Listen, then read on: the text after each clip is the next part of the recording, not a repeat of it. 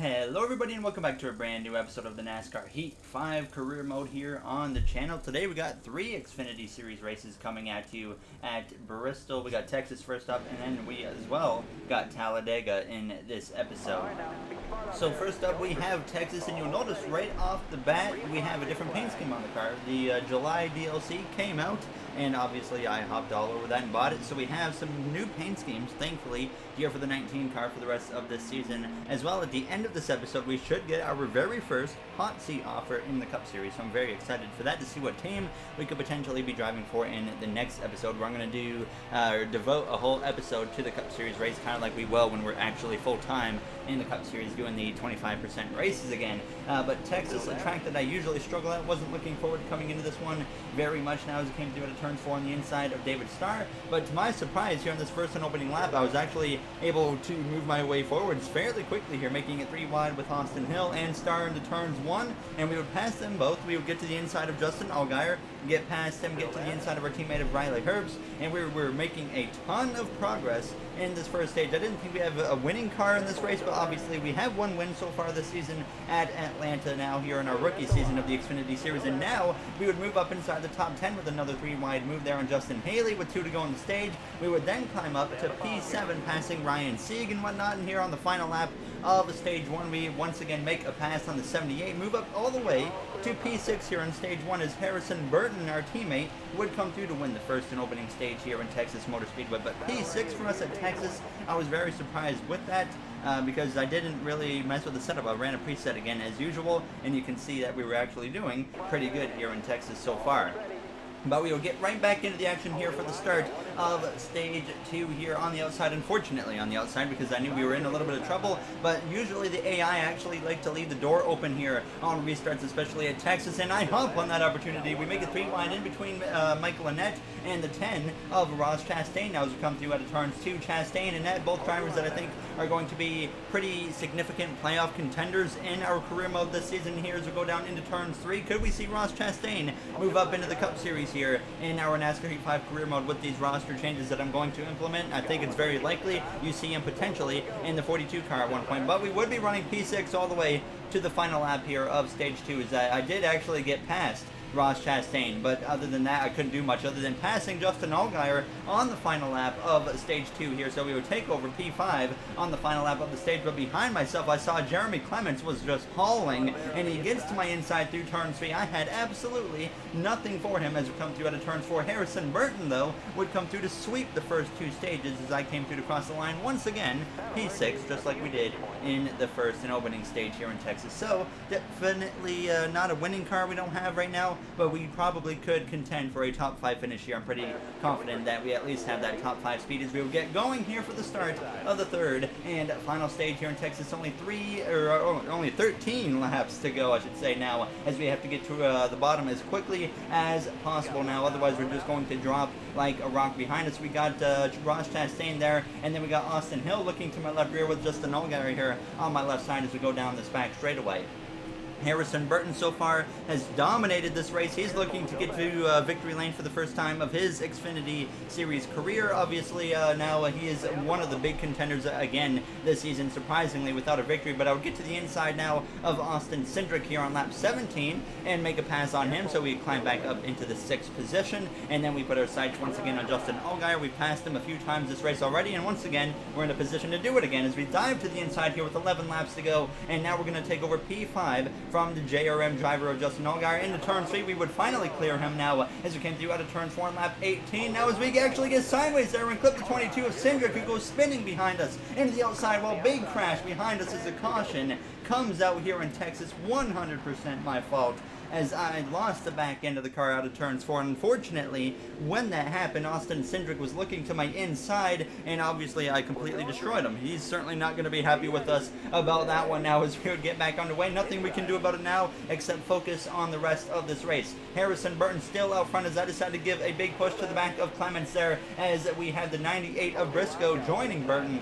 on that front row. Another surprise driver who has yet to win this season here in the Xfinity Series for the career mode now, as we get up the inside of Clements, going 3 wide in the middle once again. Hill on my inside, Clements on my outside, and then Clements uses the momentum. He's clearly got a very fast car here today in Texas now, as we would fall in behind Allgaier. Then on lap 23 we get back up the inside of Justin Allgaier, and once again we would pass Justin Allgaier here for the 5th position.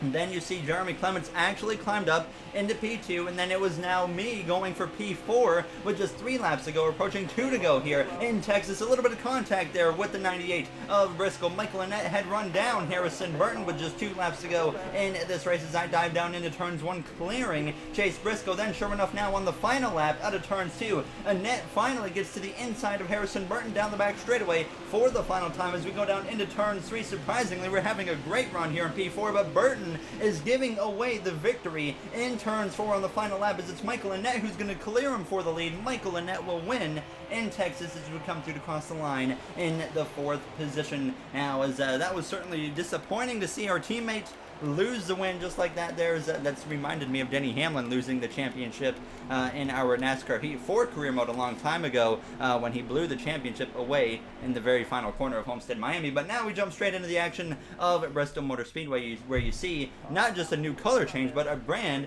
new design here on the cars. We would get going once again here as we're underway in Bristol. It was a P9 qualifying effort as we start just behind Daniel Hemrick there for JRM. Now, as it was Michael Annett who just won in Texas after stealing away the win from Harrison Burton, who started on pole for this race. He was going down into turn 3. Immediately, I was thinking the fastest way around this track was going to be jumping up to that 2nd to 3rd lane here, getting up higher on the track. But to my surprise, that really wasn't working here. Now, that allowed Ross Chastain to get to my inside as we came out of turns 2, and then we would have to make some 3 wide moves past Austin Cindric, and then now dive down to the inside eventually, because I realized the inside was faster. So then we pass the 11 of Justin Haley, get to the inside of Daniel Hemrick. A little bit of banging there on him, but we get through and pass him for P6. Then Austin Cindric had actually gotten to my inside as we were battling with Chase Briscoe here, coming to the white flag in stage 1. I get to the inside of Briscoe now as we're right behind Cindric as we dive down into turns 1. So back up into P6, looking like we're going to be finishing P6 once again here in stage 1, just like we did in both stages in Texas. Now as we're right on the back of Cindric, nearly taking him out actually, is Cindric, he gets P5, I get P6, but it's Michael Annett winning stage 1 there, as Justin Allgaier up in P4, as well as I believe our teammate Riley Herbst is up there in 2nd. Yes, he is. Tommy Joe Martins even in the mix here in P3 now, is that we've had some surprise winners this season, and Tommy Joe could maybe add on to that list now as we get ready to go green here for the start of the 2nd stage now, which is underway at Texas. We finished 6th in stage 1 and 2, and stage 1 for Bristol we finished 6th. So are we going to continue that streak here in the 2nd stage now as we come through out of turns 2 side by side with Chase Briscoe, knowing I need to get to the bottom as quickly as possible, because like I said, to my surprise, the outside just wasn't working for me now as we come through out of turns 4. Tommy Joe Martins to the inside of Michael Annett for the lead, as I would be able to get down in behind Chase Briscoe, thankfully, and immediately it would start to pay dividends now, as I was just trying to pass now Justin Allgaier, and on lap 3 we would be able to pass him, get to the outside there of Briscoe, who kind of had a bit of a moment there, checking up now as it came through down through turns 3 and out of turn 4. There you see our teammate of Herbst now starting to slip back just a little bit. I slide down in front of Briscoe, and we move up into P4 eventually, past our teammate of Riley Herbst on lap 5 of the stage.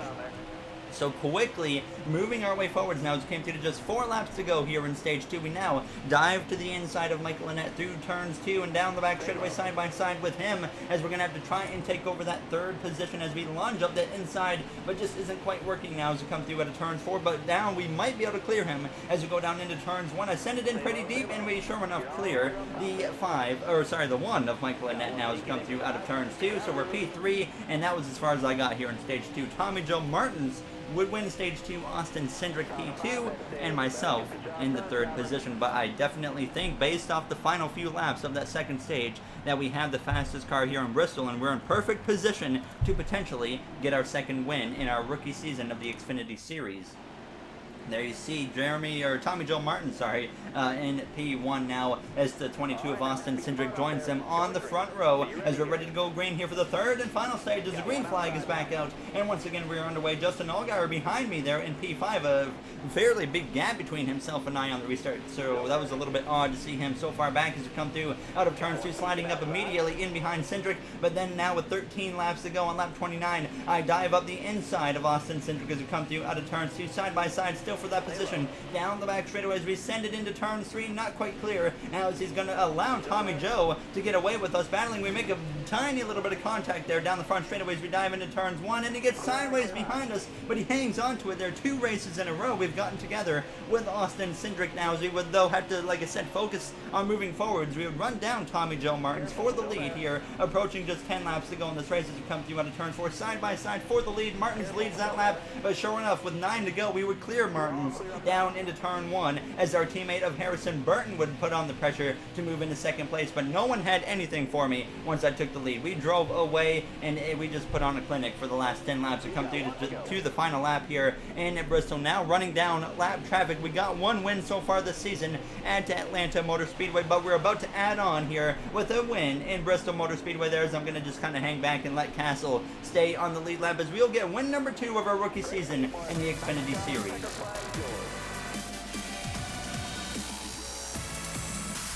So now with 2 wins on the season, we are 100% for sure locked into the playoffs now, as we won't have to worry about anything like that now, as we can just focus on getting as many playoff points as possible here now. As I mean, obviously it starts with getting better qualifying efforts. We need to be going for stage 1 and 2 victories, which we kind of struggled. We were able to compete for that in Atlanta, but that was it. We always struggle with qualifying, and hopefully though we can change that around here as the season goes on.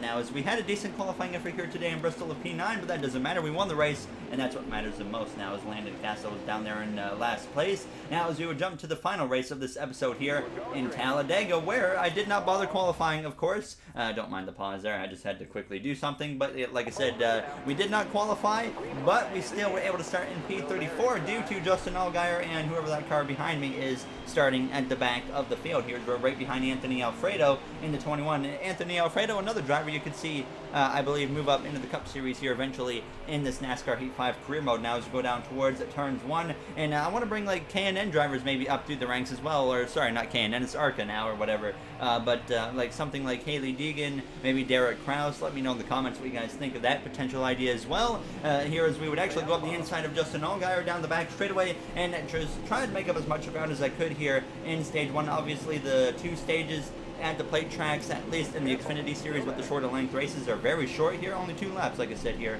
in stage 1, so not a lot of time to move our way forwards. And I was in the middle and going 4 wide up the middle now on the final lap of stage 2 as we got Justin Haley on my outside as we go down the back straightaway, trying my best to make this work. It did not work at all. It was actually a flop of a move because we would fall down to P30 here on the final lap, like I said, of stage 2 as we're going through the middle once again to the outside of Jesse Little. We come through to cross the line, P27 here in stage 1, so an absolutely atrocious stage 1 effort now, but I was very confident we would be able to turn it around in stage 2, at least starting on the inside lane.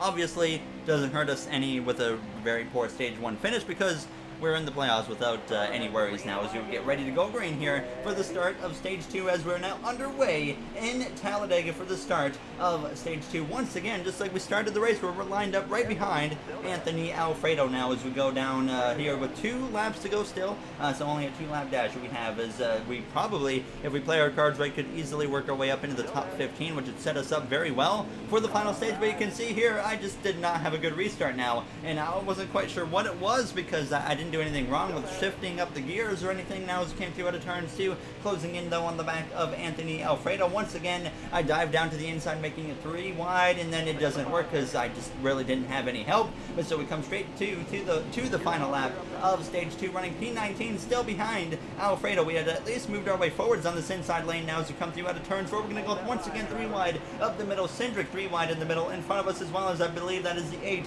of Daniel Hemrick in the same position as we go down this front trioval now, coming through to the line. We're going to get P18 in stage 2. Definitely could have done better than that, so not setting us up very well for the start of the 3rd and final stage. But Michael Annett would get the stage victory, as Annette is just racking up the playoff points here too lately in the career mode as we get ready to go green for the third and final stage in Talladega. Michael Annette looking to get another plate victory, as I think that's the only track he's ever won at in his Xfinity Series career in real life, which was, I believe, Daytona a few years back now. As we would get underway, though, for the third and final stage, just 9 laps to go here in Talladega Superspeedway here, starting behind the 22 of Cindric.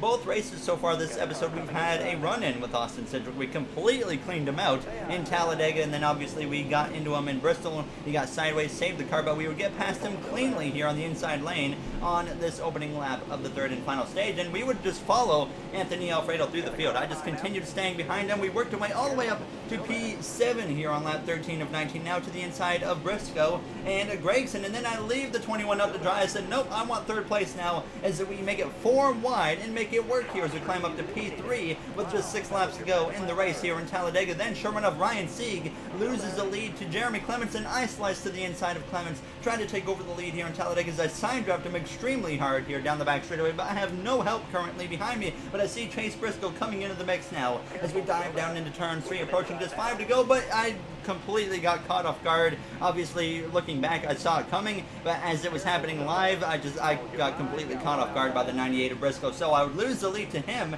and then we had help from Landon Castle. There we go, now hitting 5 to go. I slice back to the inside of the 98 of Briscoe as we dive down into turns 1 side by side, but he would side draft me just a little bit and pull me backwards now as we were just doing everything we could to clear him. I had the help from Castle as we went down into turn 3. We retake the lead from Briscoe into the corner, then the caution comes out with 5 laps to go here in Talladega, moments after we took the lead from Briscoe, and that's going to be a game changer because it's going to be a 2-lap dash here in Talladega. If that caution would have came out 2 seconds earlier, our race probably would have been over, restarting on the outside lane here in P2. But now, with 2 laps to go, we are in control of the race here in Talladega. We have Landon Castle in the 89 car behind us. On our outside, we got Chase Briscoe, who looks like, I believe he has Chad Fincham starting on his back bumper. So we got myself and Briscoe, 2 stars right now of the series, versus 2 underdogs of Castle and Fincham. And clearly, you see Briscoe goes absolutely nowhere on the restart. So now all of a sudden, we are in the prime position to potentially win 2 races in a row. We came through to start the final lap here in Talladega, and then we had 3 lanes going here. At this point, now we've been 4 wide for second place. As Noah Gregson, known to be an extremely aggressive driver, made a 4 wide move up the inside. Now he moves into second place here as Landon Castle, he's fallen back, and so is Chase Briscoe as we go down the back straightaway for the final time. Castle building up a run again as we go to block up the outside, but then we block Gregson, and then we got to dive back up to the wall once again and hold off the 89 as I drop down to the bottom for potentially, hopefully, the final time here through turns 3 and turn 4. We got very lucky being the leader when the caution came out now, and that was the only reason we are in position to win this race as we exit turn 4, making sure Gregson doesn't have a chance to pass us now as we got win number 2 of our rookie season in the last race at Bristol. And now we're going to go back to back with a win in Talladega for win number 3 of the season.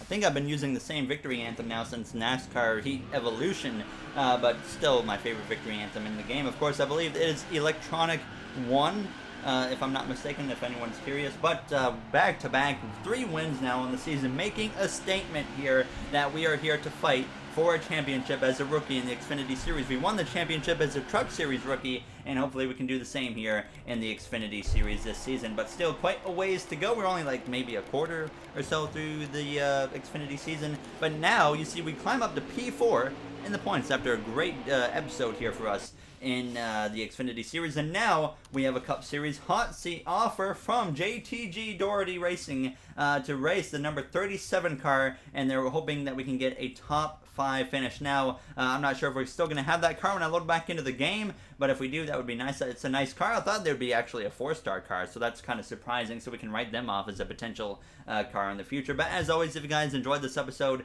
you know what to do. So in the next one, we're going to do the Cup hot seat. We're going to jump up to race length and give you guys a taste of what it'll be like when we're full-time in the Cup Series in the future. So thank you all for taking the time out of your day to watch this one. Have yourselves a great day, everybody.